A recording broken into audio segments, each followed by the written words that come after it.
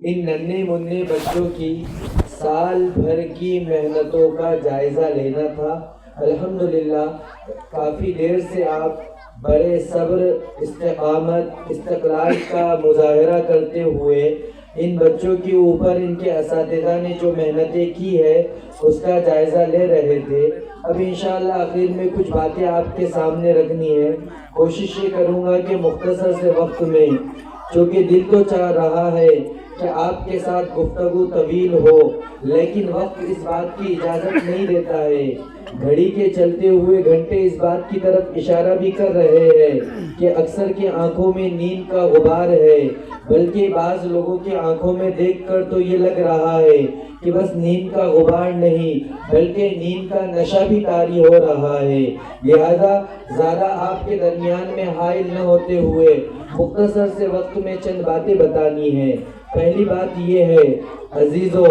قرآن اللہ رب العزت کا کلام ہے۔ قرآن وہ کلام ہے جسے اللہ رب العزت نے آقا مدنی صلی اللہ علیہ وسلم پر نازل فرمایا۔ یہ بات آپ ذہن نشین کر لیجئے کہ آپ سے پہلے جتنے نبی آئے سب نبی تھے، لیکن آپ امام الانبیاء ہیں۔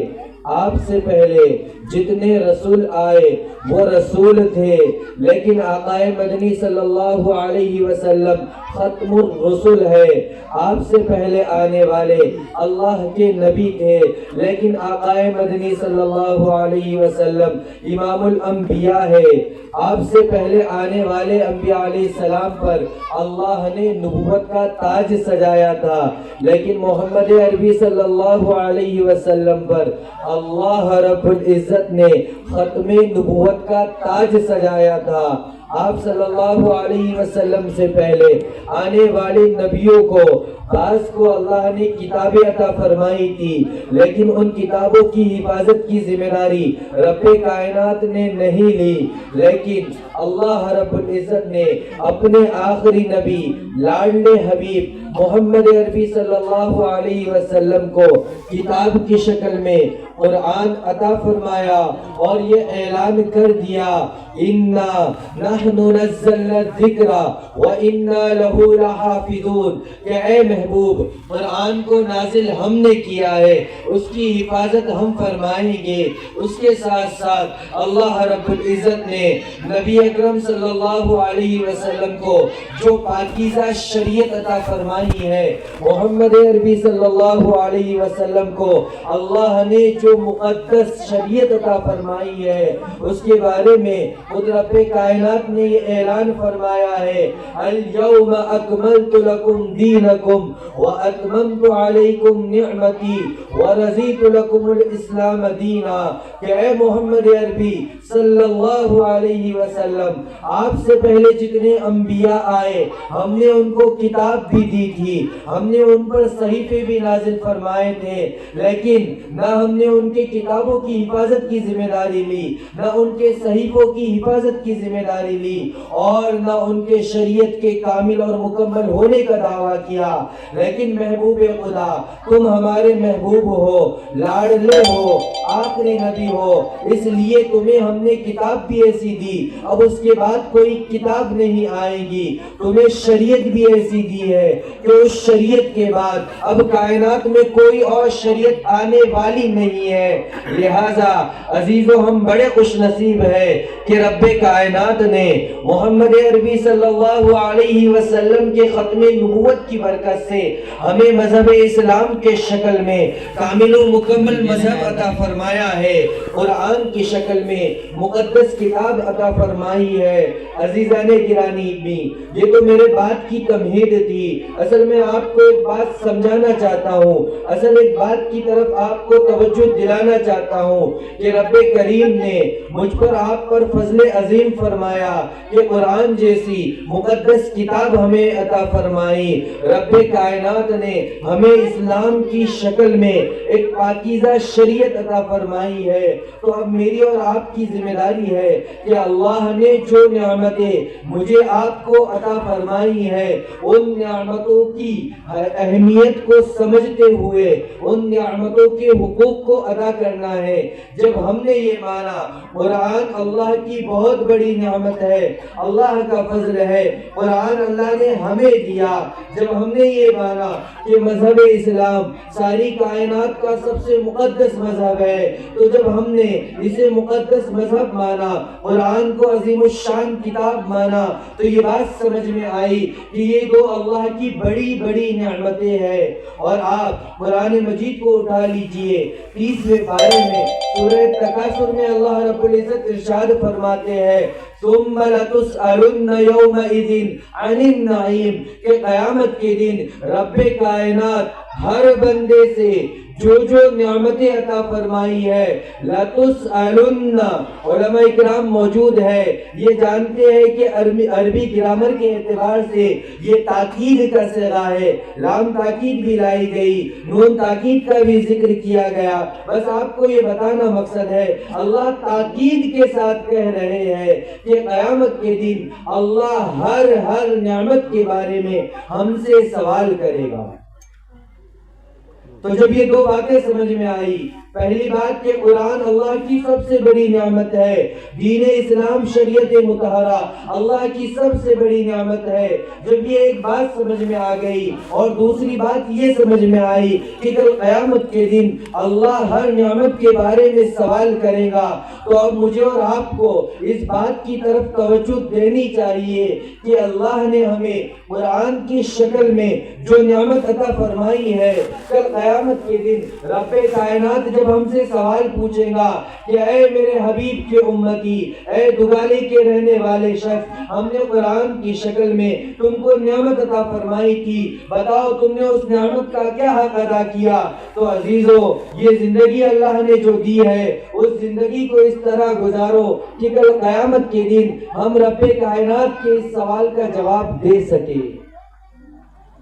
اب پھر ذہن میں یہ سوال پیدا ہوگا کہ اللہ رب العزت کے اس سوال کا جواب ہم کیسے دیں گے؟ اللہ رب العزت اگر ہمیں پوچھے گا کہ تم نے قرآن کے حقوق کو ادا کیا یا نہیں، تو ہم اس کا جواب کیسے دے پائیں گے؟ علماء کرام نے قرآن و حدیث کی روشنی میں 4 باتیں ارشاد فرمائی اور فرمایا کہ جس شخص نے یہ 4 کام کیے گویا اس نے قرآن کی نعمت کا حق ادا کر لیا، گویا کہ اس نے قرآن کے حق کو ادا کر دیا۔ اور اگر کوئی شخص ان 4 نعمتوں میں سے، ان 4 کاموں میں سے اگر کوئی ایک بھی کام نہیں کرتا یا کام کرنے کی کوشش نہیں کرتا، کل رب کائنات ہم سے سوال پوچھے گا، اور جب ہم جواب نہ دے پائیں گے تو ہمیں ساری کائنات میں سب سے زیادہ پشیمانی اور شرمندگی کا سامنا کرنا پڑے گا۔ تو قرآن کے حقوق کو ادا کرنے کے لیے ہمیں کیا کرنا چاہیے؟ علماء کرام فرماتے ہیں کہ قرآن کے 4 بڑے بڑے حقوق ہیں، ان میں سب سے پہلا حق یہ ہے کہ قرآن کی تلاوت کی جائے۔ قرآن جو نازل ہوا ہے یہ قرآن کتاب تلاوت ہے، اللہ رب العزت نے قرآن کو تلاوت کے لیے نازل فرمایا، لیکن بڑے افسوس کی بات ہے کہ آج امت قرآن کو برکت کی کتاب سمجھتی ہے، آج امت قرآن کا حق یہ سمجھتی ہے کہ اسے اچھا سا کور چڑھایا جائے، جزدان کے اندر لپیٹ کر طاق کی زینت بنا کر رکھ دیا جائے، اور بس شادی کے موقع پر یا جنازے کے اٹھنے کے موقع پر اس کی برکت حاصل کی جائے۔ عزیزو، یہ قرآن کے ساتھ بہت بڑی ناانصافی ہے۔ قرآن کا سب سے بڑا حق یہ ہے کہ قرآن کی تلاوت کی جائے۔ کیا آپ نے آقائے مدنی محمد عربی صلی اللہ علیہ وسلم کی سیرت کو نہیں سنا کہ اللہ کا حبیب رات میں جب نفل پڑھنے کے لیے کھڑا ہوتا اور لمبی لمبی رکعتوں کے اندر قرآن کی تلاوت کیا کرتا، وہ ہستی جس پر قرآن نازل ہوا وہ اپنی رات قرآن کی تلاوت میں گزار رہی ہے، یہاں تک کہ اللہ رب العزت کو اپنے نبی کو تسلی دینی پڑی، اور اللہ رب العزت نے ارشاد فرمایا طٰہٰ ما انزلنا علیک القرآن لتشقیٰ، اے نبی جی ہم نے قرآن آپ پر اس لیے نازل نہیں فرمایا کہ آپ اپنے آپ کو اتنا زیادہ مشقت میں ڈال دیں۔ یہ نبی کی حالت ہے. لیکن ہم دیکھیے آج تلاوت قرآن کے سلسلے میں میری اور آپ کی کتنی غفلت ہوتی ہے. بلکہ بعض لوگ تو وہ ہوتے ہیں جنہیں قرآن پڑھنا بھی نہیں آتا. عزیزو آپ سے یہ گزارش ہے کہ ہم چاہے عمر کے کسی بھی پڑاؤ میں کیوں نہ ہو, ہم چاہے بڑھاپے کی دہلیز کو پار کیوں نہ کر چکے ہو, لیکن یاد رکھنا قرآن سیکھنے کی کوئی عمر نہیں ہوتی ہے. بڑے عمر کے لوگوں سے میں گزارش کروں گا کہ قرآن سیکھنے کی فکر کو اپنے ذہن و دماغ کے اوپر سوار کرے. اللہ رب العزت نے اس دور پر فتن میں اس کا اتنا آسان طریقہ ہمیں بتایا ہے. اللہ کے راستے میں نکل کر چلا 4 مہینے جب بندہ نکلتا ہے, گھر کی کوئی مصروفیت نہیں ہوتی, بیوی بچوں کا کوئی مسئلہ نہیں ہوتا ہے, ہم وہاں جا کر اطمینان کے ساتھ کم از کم اتنا تو قرآن صحیح کر سکتے کہ ہماری فرض نماز صحیح طریقے سے ادا ہو. تو یہ ہماری ذمہ داری ہے. یہ مکتب کے بچے آپ الحمدللہ دیکھ رہے تھے کتنے دیر سے آپ کے سامنے آ کر قرآن مجید کی تلاوت کر رہے تھے, سورتوں کی تلاوت کر رہے تھے. یہ بچے واقعتاً میں کائنات کا سب سے قیمتی اثاثہ ہے, اس لیے کہ انہوں نے رب کائنات کے کلام کو, کلام اللہ کو یاد کرنے, کلام اللہ کو دیکھ کر پڑھنے کی سعادت حاصل کی ہے. عزیزو واقعتاً میں جہاں یہ بچے قابل مبارکباد ہے, وہیں ان کے اساتذہ جنہوں نے ان پر محنت کی ہے, جنہوں نے انہیں قرآن سکھایا ہے, وہ اساتذہ بھی لائق تعریف ہے کہ جنہوں نے اپنی زندگی کا مقصد ہی حفاظت قرآن کی تعلیم کو امت میں عام کرنا بنا لیا ہے. واقعتاً میں یہ اساتذہ بھی بہت ہی تعریف کے لائق ہے. خیر بات یہ چل رہی تھی, قرآن کا پہلا حق یہ ہے کہ ہم قرآن کی تلاوت کریں. دوسرا حق یہ ہے کہ قرآن میں میرا رب مجھ سے کیا کہتا ہے اس کو سمجھنے کی کوشش کرے. تیسرا قرآن کا حق یہ ہے کہ قرآن جن باتوں کا حکم دیتا ہے ہم ان باتوں پر عمل کرنے کی کوشش کریں. اور چوتھا قرآن کا یہ حق ہے کہ قرآن کی تعلیمات کو ہم دنیا کے کونے کونے تک پہنچانے کو اپنی زندگی کا مقصد بنا دیں. اگر ہم یہ کام کریں گے تو اللہ رب العزت نے قرآن کی جو نعمت ہمیں عطا فرمائی ہے ہم اس کا شکر گزاری کرنے والوں کی صف میں کھڑے ہو جاتے ہیں. اور ایک خاص بات یاد رکھنا, جب قرآن اتنا قابل عظمت ہے, اتنا قابل عظمت ہے, تو سوچو جس کے سینے میں قرآن محفوظ ہے وہ کتنا قابل تعظیم ہوگا اور وہ کتنا عزت کے لائق ہوگا. آپ حضرات کو ایک میسج اور پیغام یہ بھی دینا چاہتا ہوں کہ گاؤں کے جو امام ہوتے ہیں, مکتب کے جو استاد ہوتے ہیں, یہ حافظ قرآن ہوتے ہیں. قرآن جو کائنات کا سب سے مقدس کلام ہے ان کے سینے میں محفوظ ہے. اب آپ اپنے دل پر ہاتھ رکھ کر سوچئے, قرآن کائنات کا سب سے مقدس کلام آپ کے امام کے سینے میں محفوظ ہے, آپ کے بچوں کے استاد کے سینے میں محفوظ ہے, تو اتنا مقدس کلام جس سینے میں محفوظ ہوگا, بتاؤ کائنات میں اس سے زیادہ مقدس اور کوئی سینہ ہو سکتا ہے؟ تو جہاں قرآن کا یہ حق ہے کہ اس کی تلاوت کرنا ہے, اس پر عمل کرنا ہے, وہیں قرآن کا ایک حق یہ بھی ہے کہ جس کے سینے میں قرآن محفوظ ہے ہم اس کی عزت کریں, اس کو عظمت کی نگاہ سے دیکھیں, اس کے ساتھ محبت کا معاملہ کریں. یہ تو عزیزوں بزرگوں دوستوں قرآن کے تعلق سے بات تھی, اور ہمیں اس کو اپنی ذمہ داری سمجھتے ہوئے سمجھنا بھی ہے, عمل کرنا ہے. سب اس پہ عمل کریں گے انشاءاللہ. دوسری بات, اللہ رب العزت نے شریعت مطہرہ کی شکل میں ایک پاکیزہ شریعت ہمیں عطا فرمائی ہے. عزیزو قسم کھا کر یہ بات کہی جا سکتی ہے, ساری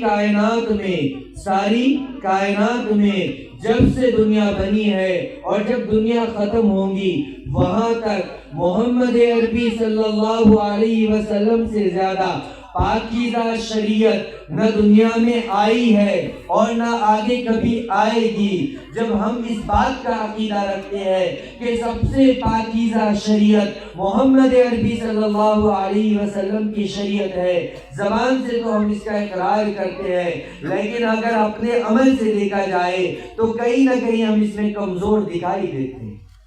ہم کہتے ہیں کہ شریعت مطہرہ کائنات کی سب سے مقدس شریعت ہے، لیکن جب مستورات کے پردے کا مسئلہ آتا ہے اور جب یہ کہا جاتا ہے کہ مستورات کو پردہ کرنا چاہیے، تو وہاں پر ہم یہ سوچتے ہیں کہ نہیں، دوسرے مذہب کے لوگ جس طرح بے پردہ رہتے ہیں ہم بھی بے پردہ رہیں گے۔ گویا کہ ہم نے اپنے عمل سے بتا دیا کہ ہم محمد عربی کی شریعت کو دل سے مانتے ہیں، عظمت کرتے ہیں، لیکن عمل کرنے کے لائق نہیں سمجھتے۔ سود کا مسئلہ آتا ہے، دیہاتوں کے اندر بڑا نازک معاملہ ہے کہ بڑے بڑے ایمان کا دعویٰ کرنے والے بھی، بڑے بڑے دینداری کا دعویٰ کرنے والے بھی جب سود کا معاملہ آتا ہے اب ایمان کمزور پڑ جاتا ہے۔ عزیزوں، بزرگوں، دوستوں، بہت ہی درد کے ساتھ یہ بات کہہ رہا ہوں، ایک موقع پر کھانے کے لیے نہ ملے، بھوکے رہ جانا، لیکن سود کا ایک لقمہ ہمارے بدن میں داخل نہیں ہونا چاہیے،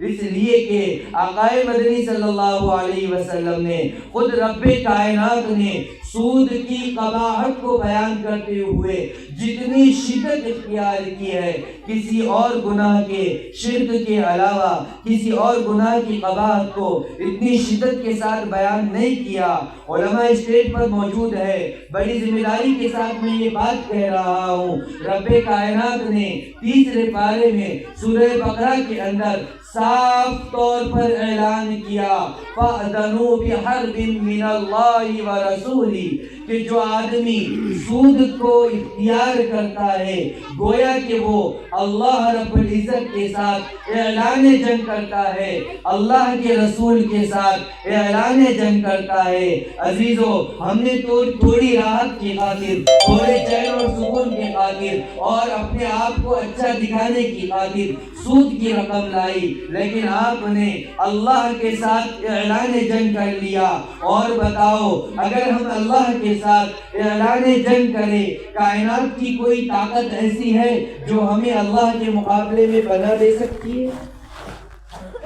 اس لیے عزیزو، بڑے درد کے ساتھ گزارش کی جاتی ہے کہ یہ جو معاملے ہیں ہمارے معاشرے میں یہ چیزیں پائی جاتی ہے۔ قرآن صاف طور پہ کہتا ہے کہ سود نہیں کھانا ہے، لیکن جو بندہ سود کھاتا ہے گویا کہ وہ کہتا ہے کہ زبان سے کہتا ہے کہ قرآن اللہ کی کتاب ہے، میں اس کی عظمت کرتا ہوں، اس کی محبت میرے دل میں ہے، لیکن سود کا لقمہ کھانے کی وجہ سے وہ اپنے عمل سے یہ بتاتا ہے کہ دیکھو قرآن پڑھنے کی حد تک تو بہت اچھی چیز ہے لیکن عمل کرنے کے لائق نہیں ہے، نعوذ باللہ، اسی لیے تو میں اس کے خلاف جا کر عمل کر رہا ہوں۔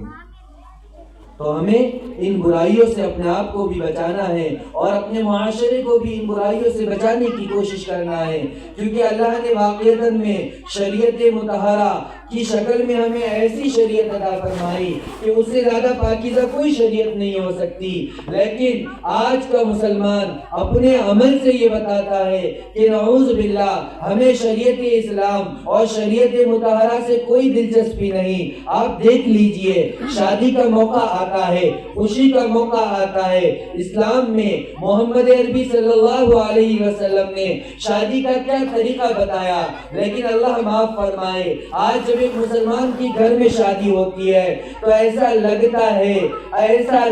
ہے کہ اب شادی یہاں سے ڈولی اٹھنے والی ہے، لیکن اس سے پہلے گھر سے شریعت کا جنازہ اٹھ چکا ہے۔ ارے ہوتا کہ نہیں ایسا؟ اور بڑی ہی معذرت کے ساتھ کہوں گا میں کہ ان برائیوں کو، غلط رسم و رواج کو ہمارے اندر داخل کرنے میں مردوں سے زیادہ مستورات کا ہاتھ ہے، کہ جتنی رسوم و رواج آج ہمارے معاشرے میں داخل ہو رہی ہے 99% اس میں مستورات کا ہاتھ ہے۔ بڑی ذمہ داری کے ساتھ کہہ رہا ہوں کہ آدمی اگر دیندار بن بھی جائے، وہ چاہے کہ اسلامی شریعت کے مطابق زندگی گزاروں، لیکن معاف کرنا، ہماری بہنوں کے، ہماری بیویوں اور ماؤں کی طرف سے ایسے تقاضے آتے ہیں، شادی کے موقع پر کہا جاتا ہے کہ ارے ہم نے ایسی رسم نہیں کی، لوگ کیا کہیں گے، ہم نے فلاں کو یہ کام نہیں کیا، لوگ کیا کہیں گے۔ ارے میری بہن اور میرے بھائیوں، ذرا دل پر ہاتھ رکھ کر سوچو، کبھی یہ بات ہمارے ذہن میں آئی کہ ہم نے اللہ کو اور اس کے رسول کو ناراض کر کے لوگوں کو خوش کرنے کی خاطر سارے رسم و رواج کیے، اپنے نام کو بڑا کرنے کی خاطر، اپنی عزت کو بڑھانے کی خاطر سارے رسم و رواج کیے، تو کل اللہ ہم سے کیا کہے گا؟ کبھی یہ سوال ذہن میں آتا ہے؟ تو ایک مسلمان ہونے کی حیثیت سے یہ ہماری ذمہ داری ہے کہ ہم شریعت کو فالو کریں، ساری چیزیں پیٹھ کے پیچھے ڈالے۔ زندگی گزارنا ہے شریعت کے مطابق گزارو، زندگی گزارنا ہے اسلامی طریقے کے مطابق گزارو۔ واقعتاً میں عزیزو، جو اپنے آپ کو کامل مسلمان بنا کر شریعت مطہرہ کو فالو کرتے ہوئے زندگی گزارتا ہے، اس سے زیادہ خوش نصیب، اس سے زیادہ سکون والی زندگی کسی اور کو نہیں مل سکتی۔ دیکھیے آپ اس کے علاوہ زندگی ابھی تک گزار کر دیکھ رہے تھے، بے چینی کی کیفیت، نفرتوں کا ماحول، لیکن جیسے ہی شریعت کو فالو کرنے لگیں گے، اللہ کی ذات سے امید ہے یہ ساری چیزیں ختم ہو جائیں گی اور دنیا میں اللہ رب العزت جنت کے مزے چکائیں گے۔ لیکن ہم نے شریعت کو چھوڑا، زبان سے کبھی ہم نے انکار نہیں کیا، لیکن عمل سے ہم نے اس کو چھوڑ کر بتایا، جس کا نتیجہ ہے کہ آج دیکھ لیجئے ساری دنیا میں مسلمانوں کی کیا حالت ہے۔ بس آخری چند باتیں بتا کر اپنی بات کو ختم کرتا ہوں۔ حضرت عمر ابن خطاب رضی اللہ تعالی عنہ کی روایت ہے، امام مسلم علیہ الرحمہ نے اس کو مسلم شریف میں ذکر کیا کہ حضرت عمر فرماتے ہیں کہ آقا مدنی صلی اللہ علیہ وسلم نے ارشاد فرمایا، ان اللہ یرفع بہذا الکتاب اقواما، کہ اللہ رب العزت کتاب اللہ کی برکت سے بعض لوگوں کو عزت عطا فرماتے ہیں، وَيَزَعُ بِهِ قَوْمًا آخَرِينَ، اور اللہ رب العزت کتاب اللہ ہی کی وجہ سے بعض لوگوں کو ذلیل، پست اور رسوا کرتے ہیں۔ محدثین اس حدیث کی تشریح کرتے ہوئے فرماتے ہیں کہ اللہ کے نبی نے جو فرمایا کہ قرآن کی وجہ سے بعض لوگوں کو عزت ملے گی اور قرآن ہی کی وجہ سے بعض لوگوں کو ذلت ملے گی، اس کی تشریح یہ ہے کہ جو قرآن کو سینے سے لگائے گا، جو قرآن کی عظمت کے ساتھ تلاوت کرے گا، قرآنی تعلیمات پر عمل کرے گا، قرآن اور صاحب قرآن کی محبت کو اپنے دل میں رکھے گا، اللہ اس کی برکت سے دونوں جہاں کی عزتیں اس کے قدموں میں لا کر ڈال دیں گے۔ لیکن اگر کوئی قرآن کو چھوڑ دے گا،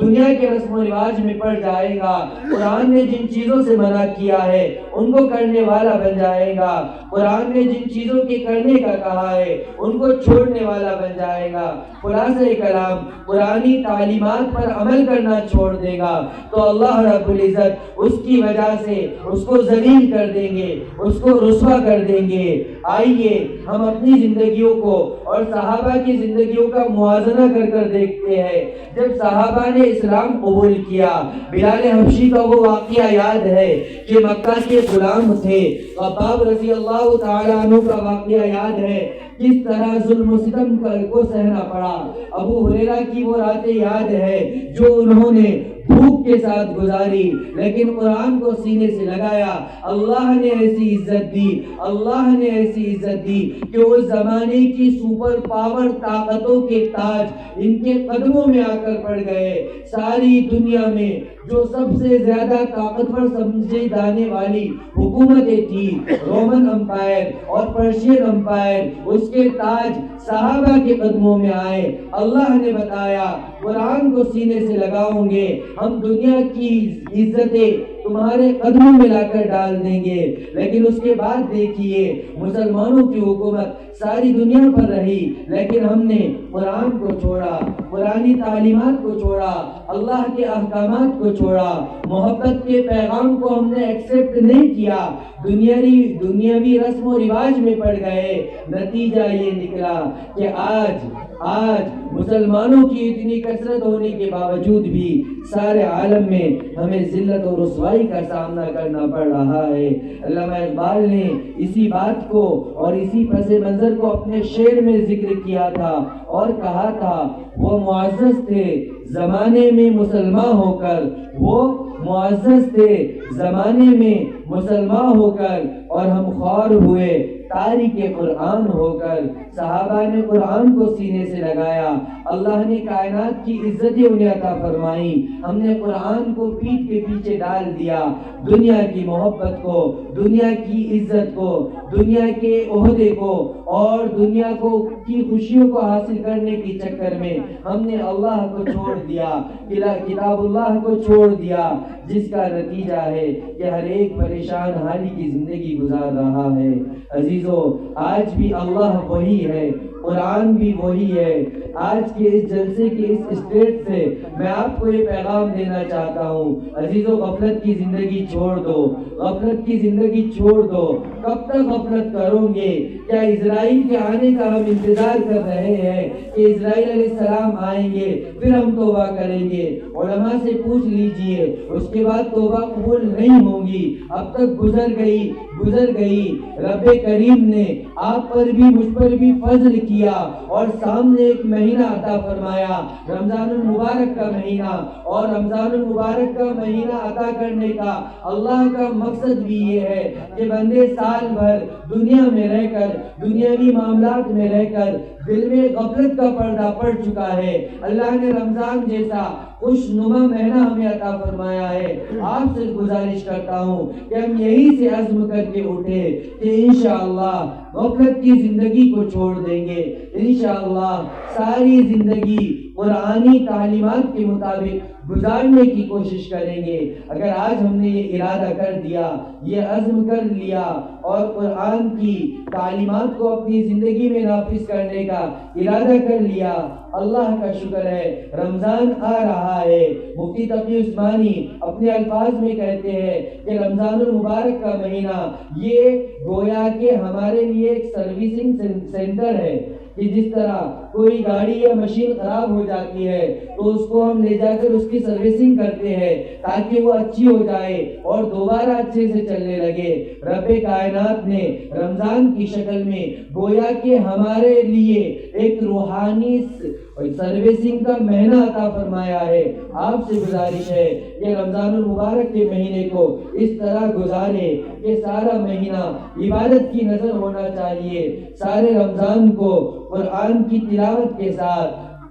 تراویح کے اہتمام کے ساتھ، روزوں کے اہتمام کے ساتھ گزارنا ہے، اور اس کے اندر دن رات اللہ سے دعائیں کرنی ہے، کیونکہ رمضان المبارک کی 24 گھنٹے کی ہر گھڑی میں اللہ دعاؤں کو قبول کرتے ہیں۔ دعا یہ کرنی ہے کہ رب کریم تیرا بھولا بھٹکا ہوا بندہ تھا، اب تک غفلت کے ساتھ زندگی گزار دی، یا اللہ اب یہ رمضان تو نے عطا فرمایا ہے، میں تجھ سے دعا کرتا ہوں میرے دل کی دنیا کو تو صاف کر دے، اور یہاں سے لے کر موت تک مجھے اسلام پر چلا شریعت کی عظمت کو دل میں بٹھا کر اس پر عمل کرنے کی توفیق عطا فرما، قرآن کو محبت و عظمت کے ساتھ پڑھنے کی توفیق عطا فرما۔ اس رمضان میں اگر ہم نے اللہ سے یہ مانگ لیا، اللہ سے یہ دعائیں قبول کروا لی، تو سمجھ لو ہمارا بیڑا پار ہو گیا اور کامیابی کے راستے پر ہم نے چلنا شروع کر دیا۔ خیر عزیزو، وقت کافی ہو چکا ہے، اطراف سے بھی مہمان تشریف لائے ہوئے ہیں، دل تو چاہ رہا ہے کہ ماشاءاللہ آپ اتنے عظمت اور محبت سے سن رہے ہیں، دل کی خواہش اور دل کی صدا تو یہ ہے کہ نہ یہ رات ختم ہو، نہ یہ بات ختم ہو، یہی نورانی محفل جاری رہے، لیکن طبیعتوں کا بھی تقاضا ہے، اطراف سے آنے والے مہمانوں کی بھی جو ہے تو واپس بھی انہیں پہنچنا ہے، اسی لیے ان چند باتوں پر میں اپنی بات کو ختم کرتا ہوں، لیکن ساری بات کا خلاصہ 2 الفاظ میں پیش کرتا ہوں۔ اللہ نے 2 بڑی نعمتیں عطا فرمائی، قرآن، شریعت اسلام، قرآن، شریعت اسلام، لہذا قرآن کے حقوق کو ادا کرنا ہے اور شریعت اسلام کو فالو کرنا ہے۔ اگر آپ پوری بات نہیں بھی سمجھے ہوں گے، اوپر سے بھی گئی ہوں گی تو چلتا، لیکن یہ 2 باتیں سمجھ لی آپ کے تو ماشاءاللہ سمجھو میرا بیٹھنا بھی آپ کا سننا بھی کامیاب، کہ اللہ نے قرآن شریعت اسلام کی شکل میں 2 نعمتیں دی ہے، قرآن کے حقوق کو بھی ادا کرنا ہے اور شریعت اسلام کے ہر حکم کو فالو کرنا ہے۔ انشاءاللہ سب کریں گے، سب کریں گے۔